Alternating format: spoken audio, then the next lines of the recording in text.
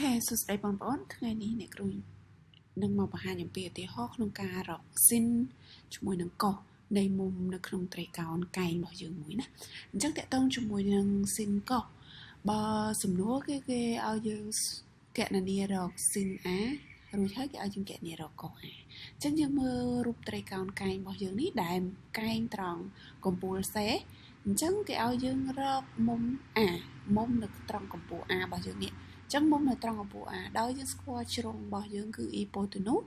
5 សង់ទីម៉ែត្រជាមួយនឹងជ្រុងជាប់នៃមុំ A របស់យើងនឹងគឺ3សង់ទីម៉ែត្រអញ្ចឹងសំណួរគឺគេឲ្យយើងកណនាស៊ីន A មុនណា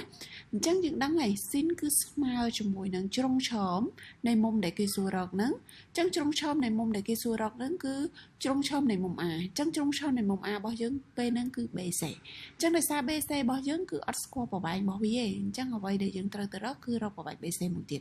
អញ្ចឹងយើងដឹងហើយស៊ីន A គឺស្មើជាមួយជ្រុងឆោមចែកនឹង hypotenuse នៅក្នុងត្រីកោណកែងហ្នឹងអញ្ចឹងវាមានន័យថាយើងអាចសរសេរបានស៊ីន A ស្មើជាមួយនឹង BC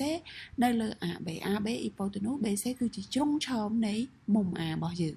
ណាអញ្ចឹងដោយយើងស្គាល់ហើយជ្រុង hypotenuse គឺគេឲ្យមកហើយគឺប្រវែងរបស់វាស្មើនឹង5សង់ទីម៉ែត្រចំណែកឯ BC របស់យើងគឺអត់ស្គាល់ទេយើងកំពុងតែទៅរក BC ចឹងដល់យើងរក BC តាមណាដោយសារយើងដឹងហើយវាជាត្រីកោណកែងអញ្ចឹងយើងអាចប្រើតាមទ្រឹស្ដីបទពីតាកោបានដែលយើងស្គាល់ hypotenuse និងស្គាល់ជ្រុងមួយទៀតអញ្ចឹងយើងអាចរកជ្រុងមួយទៀតបានណា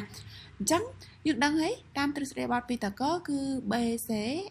BA ការ៉េដែលដើរតួជា hypotenuse នឹង hypotenuse ការ៉េ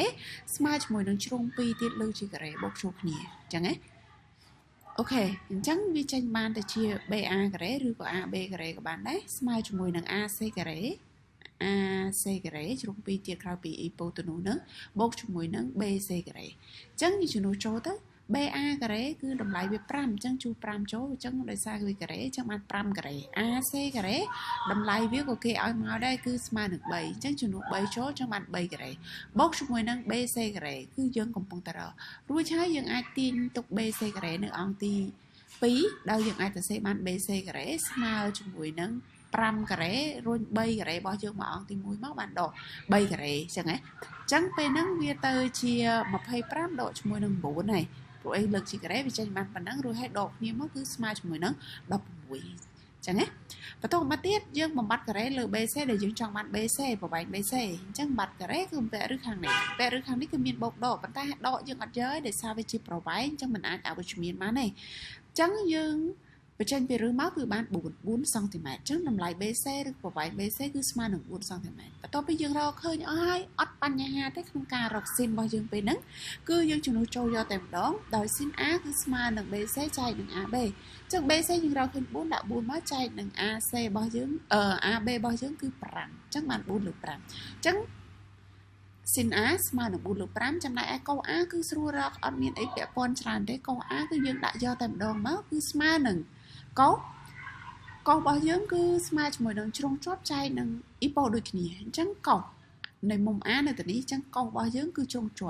ប់នៃមុំ A គឺ AC នេះអ៊ីប៉ូទៅនោះគឺរក្សាដដែលអត់ប្រែប្រួលទេអញ្ចឹង